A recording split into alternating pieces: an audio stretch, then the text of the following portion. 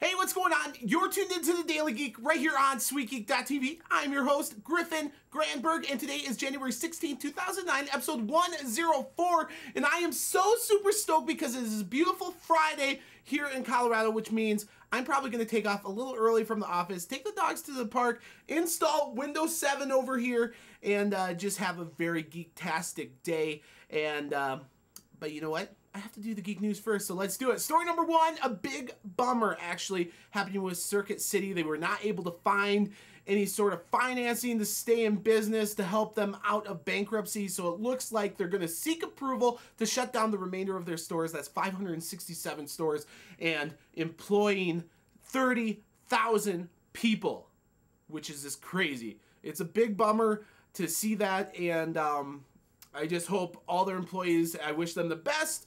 And it's kind of sad to see the number 2 consumer electronics retailer in the nation kind of going under. That is a big bummer. Story number 2. However, on the other side, very cool story about someone that has major balls. Carol Bartz, the new CEO of Yahoo, getting a $1 million salary, which is a lot more than Terry Semel because he was only getting $250,000 plus one, of course.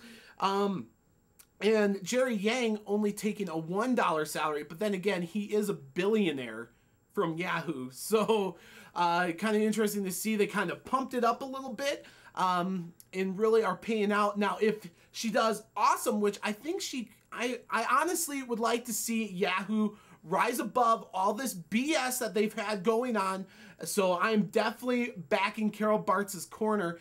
If she does really well, $19 million in stock options and different incentives. That is huge. That is big. And if you want all the details about it, you can go check it out on the interesting links section on our main site, SweetGeekTV, and it's basically all outlined there. It is pretty complicated, but very interesting read, nevertheless. Story number 3, the Microsoft CEO, Steve Ballmer, and the Yahoo Chairman, Roy Bostock, excuse me, went for a meeting at the Time Warner Center, which could possibly mean they were having lunch talking about something crazy, right? Because AOL, which is Time Warner owned, is thought, or has always been thought as a good merger with Yahoo, and then Microsoft was going to buy Yahoo, and then they thought about maybe doing some sort of search deal with maybe Yahoo and Yahoo.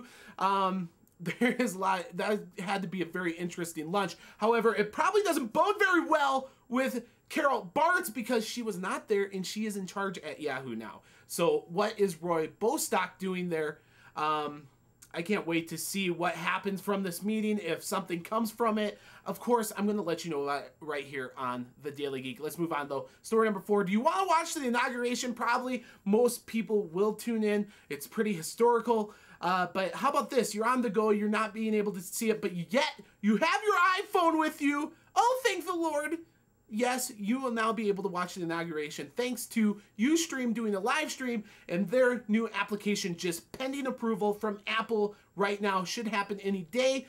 And yeah, you'll be able to watch it right there on your iPhone thanks to the USTREAM application. Of course, on Monday, once we know for sure, I'll let you know about it right here on the Daily Geek. Story number 5. Now, if you're just at a computer, Hulu is your hookup for streaming both presidential, let's see here, the farewell address from President George W. Bush tonight, and the inauguration, the main event, if you will, on Tuesday of next week. So, Hulu definitely hooking it up right there. Story number 6, the last story of the day. The App Store has hit 15,000 applications, which is a pretty big milestone, but the big milestone, probably the bigger one of the two, is that they have reached 500 million downloads.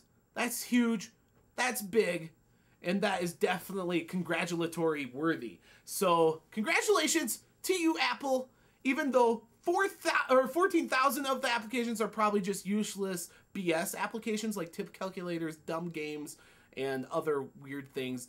But still, very cool to see those milestones hit. And there you have it. That is the Geek News for January 16, 2009, episode 104 of the Daily Geek. I'm your host, Griffin Granberg, and the question of the day is, hey, why don't you give me one crazy fact about yourself?